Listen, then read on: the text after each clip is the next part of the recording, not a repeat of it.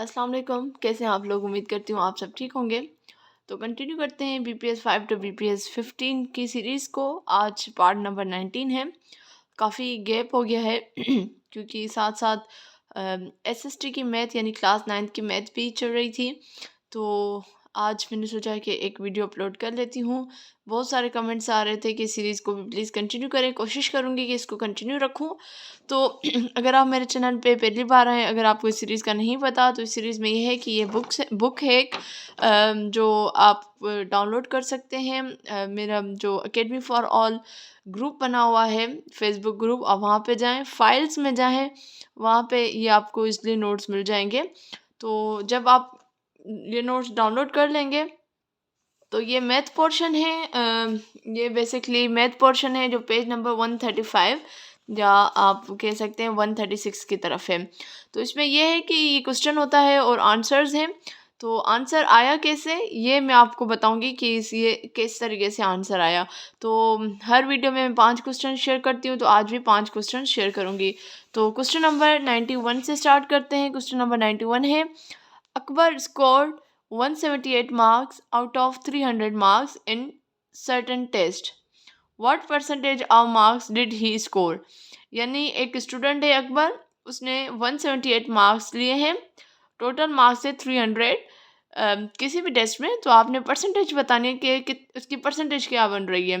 तो अगर हम ऑप्शंस में देखें तो यहाँ पे करेक्ट आंसर 59.33% जो है वो दी गई है, ये करेक्ट। अब लेकिन ये आया कैसे वो मैं आप लोगों के साथ शेयर करती हूँ।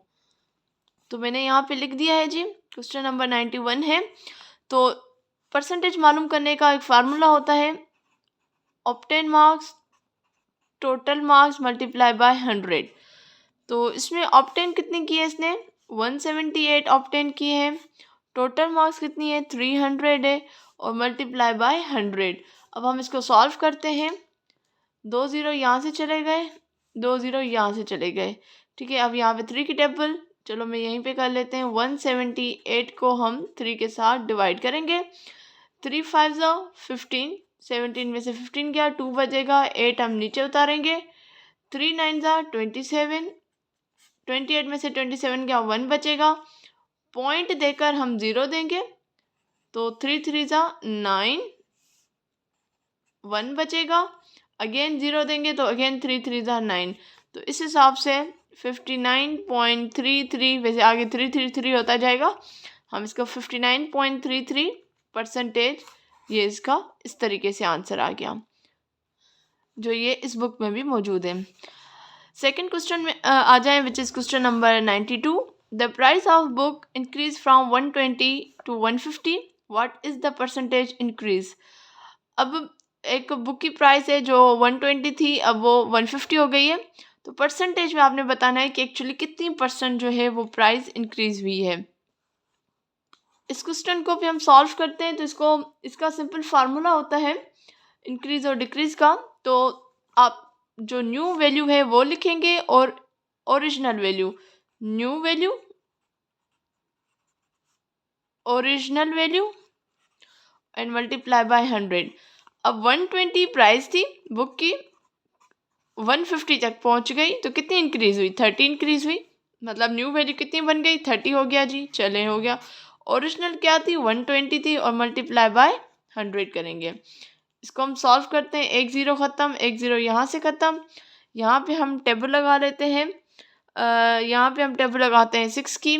6 2 6 ज़ा 12, 2 5 ज़ा 10।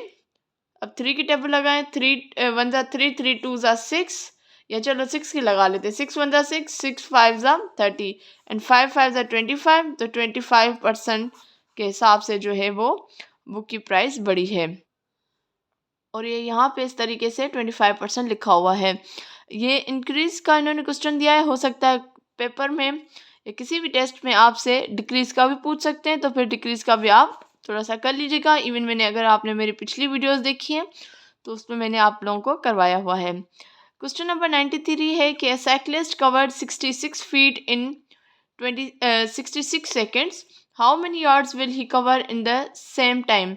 तो 660 फीट्स जो हैं वो 66 सेकेंड्स में एक साइकिलिस्ट जो है वो कवर कर रहा है, लेकिन इसी वैल्यू को आपने यार्ड्स में बतानी है कितनी होगी। तो यहाँ पे है जी 220। तो देखते हैं कैसे आ रहा है जी। तो ये पता होना चाहिए आपको कि जो 1 यार्ड है वो इक्वल होता है 3 फीट के, ठीक है। और अगर हम इसको इस तरीके से करें कि 1 फीट फिर कितने हिसाब से हुआ, 1 फीट आपका 1/3 यार्ड्स के हिसाब से हुआ, ठीक है। अब जो साइक्लिस्ट है वो 660 जो है वो फीट की बात कर रहा है। तो इसको हम किस तरीके से करेंगे, 1/3 मल्टीप्लाई 660, ठीक है। अब इसको मैं मल्टीप्लाई करूँ 660 जो है 1 के साथ मल्टीप्लाई करेगा तो 660 होगा और 3, तो 3 1 3, 3 2 6, 3 2 6, 0 का 0। तो ये हमने ईजिली कन्वर्ट कर दिया फीट को इन यार्ड। यहाँ पे आंसर मौजूद है 220, ठीक है। क्वेश्चन नंबर 94 देखें। The sum of two number is 84 if one of them exceed the other by 12 find the numbers. यानी एक नंबर है, अगर हम दो नंबर्स का सम करें तो वो 84 आ रहा है, उनमें से एक नंबर जो है वो 12 से बड़ा है, तो आपने वो नंबर्स मालूम करने हैं। मतलब 12 से अबव हो रहा है तो मतलब 12 जो है उसमें हम ऐड करेंगे। तो इसको हम करते हैं सॉल्व, और यहाँ पे जो आंसर है वो 36 एंड 48 है। तो देखते हैं कि क्या हमारा आंसर 36 48 आ रहा है जी। तो स्मॉल वैल्यू को हम कंसीडर कर रहे हैं x से और लार्ज वैल्यू को हम कंसीडर कर रहे हैं y से, ठीक है। तो जो बड़ी वैल्यू है y वो बेसिकली एक्सिस्ड बाय 12, तो यानी उसमें x + 12 हो जाएगा। तो ये आपके पास एक इक्वेशन बन गई जिसको हम इक्वेशन नंबर 1 कह सकते हैं। स्टार्टिंग में ही था कि sum of two number is 84 and two numbers कौन से हैं, x है और एक y है। तो x + y सम ऑफ है विच इज इक्वल टू 48। अब हमें इक्वेशन नंबर 1 में बेसिकली y की वैल्यू मिल गई, इसको हम कहते हैं सब्स्टिट्यूशन मेथड, यानी वैल्यू पुट करना।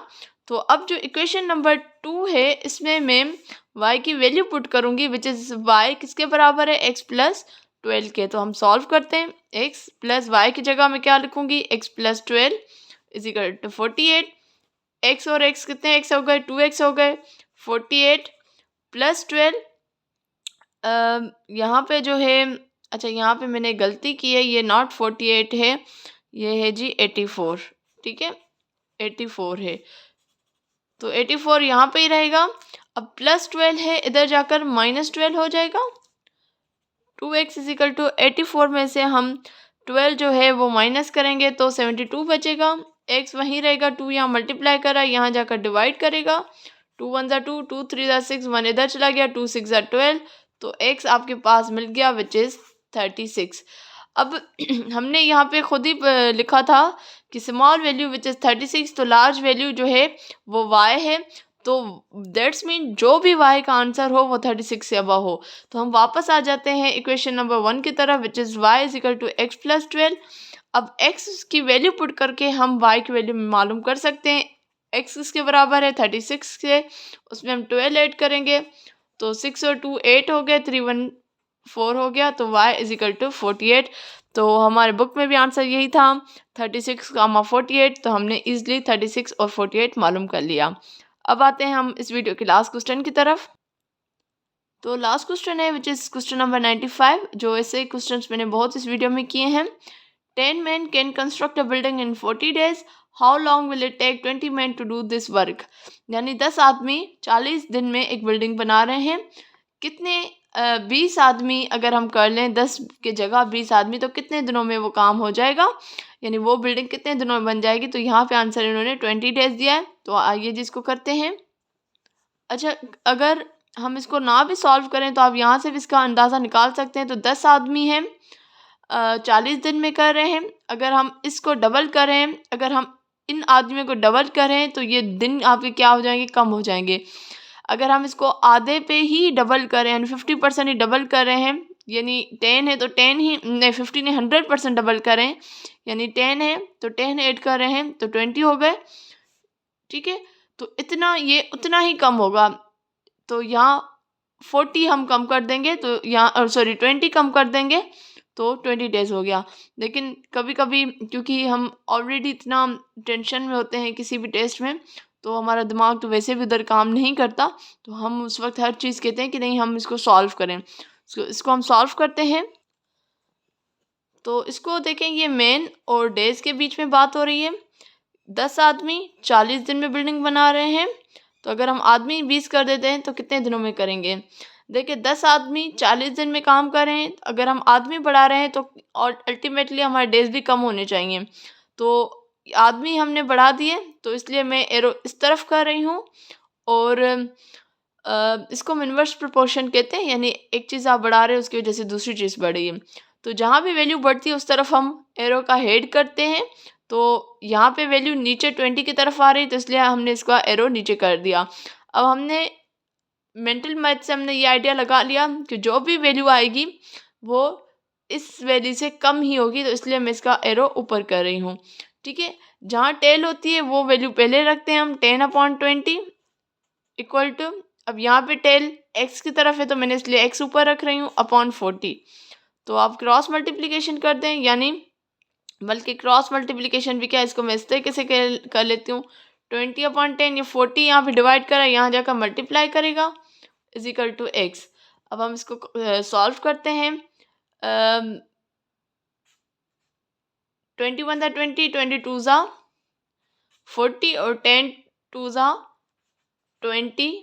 एक्स जो है वो बराबर है 20 के। ठीक है, तो हमने जो मेंटल मैथ से हमने स्टार्टिंग में किया था, हमने अब यहाँ पे सॉल्व करके भी देख लिया। तो उम्मीद करती हूँ आपको आज की वीडियो पसंद आई होगी। अगर पसंद आई है लाइक करें, कमेंट करें, दूसरों के साथ ज़रूर शेयर करें। इंशाल्लाह मैं हाज़िर होंगी नेक्स्ट वीडियो में। तब तक मुझे दीजिए इजाज़त। अल्लाह हाफिज़।